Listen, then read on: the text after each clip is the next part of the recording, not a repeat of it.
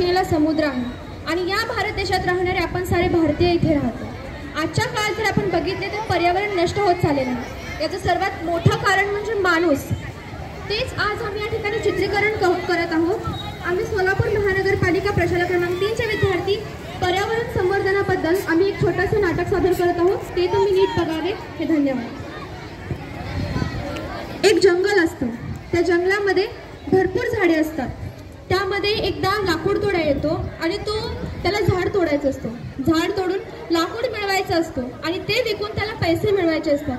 अशाच एका झाडाच्या शोधामध्ये तो जंगलामध्ये येतो. जंगलामध्ये आल्यावर त्याला एक मोठं घनदाट असं झाड दिसतं आणि ते झाड बघून लाकूड तोडा म्हणतो कसं, वा, हे झाड तर खूप मोठं आणि घनदाट आहे. जर याला आपण तोडलो तर आपल्याला खूप पैसे मिळतील व आपला संसारही चांगला चालेल. हे ऐकून झाड थोडं घाबरतो. झाड स्वतःच्या मनाशीच म्हणतो, मी यांना फळ फूल पान देतो तरीही मला याने तोडत आहेत. मग यानंतर लाकूड तोड्या खुश होतो आणि तो झाड तोडण्यास सुरुवात करतो. काही काळाने लाकूड तोड्या म्हणतो, हे झाड तर खूप मजबूत आहे. तरी पण काय होते, याच्यावरून हे कळतं की झाड तोडण्यास जर एवढं जास्त कष्ट लागेल तर आपल्याला खूप जास्त पैसे मिळतील. असे म्हणून तो पुन्हा झाड तोडू लागतो. काही काळाने झाड एका बाजूला झुकते आणि लाकूड तोडा मात्र थकलेला असतो. तो त्याचे घाम पुसतो आणि त्याच झुकलेल्या झाडाच्या सावलीमध्ये काही काळ विश्रांतीसाठी बसतो. मग झाड तेव्हा स्वतःच्याच मनाला म्हणतो, इतक्या लवकर थकलास. परंतु काही काळाने त्या लाकूड तोड्याला श्वास घेण्यासाठी त्रास होऊ लागतो. तो सैराफेरा होऊन इकडे तिकडे पाहू लागतो आणि तो काही काळ शांत बसतो. त्यानंतर झाड त्या लाकूड तोड्याला म्हणतो, तुला मला तोडायचं आहे का? कोण आहे? कोण बोलते? अरे मूर्खा, मी ज्याच्या झाडाखाली तू बसला आहेस. अरे पण तू कस का बोलू शकतो? आज बोलण्याची वेळ आली आहे. तू प्रत्येक वेळी झाड तोडून सर्वात मोठी चूक करतो. अरे पण इथे कस काय? इतक्या लवकर मी तुम्हाला फळ फूल पाणी आणि सर्वात महत्त्वाचं ऑक्सिजन देतो तरी तुम्ही मला तोडता.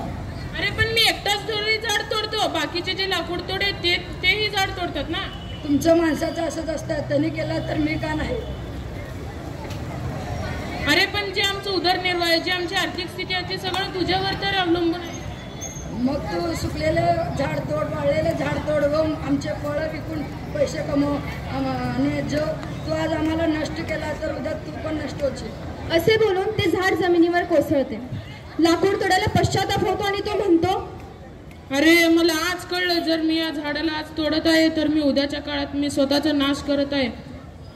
तर आजपासून मी प्रण घेतो की मी आजपासून झाड तोडणार नाही व मी आजपासून नवीन रोपं लावण्याचा प्रयत्न करेन आणि सगळ्यांनाही सांगेन की झाडे लावा.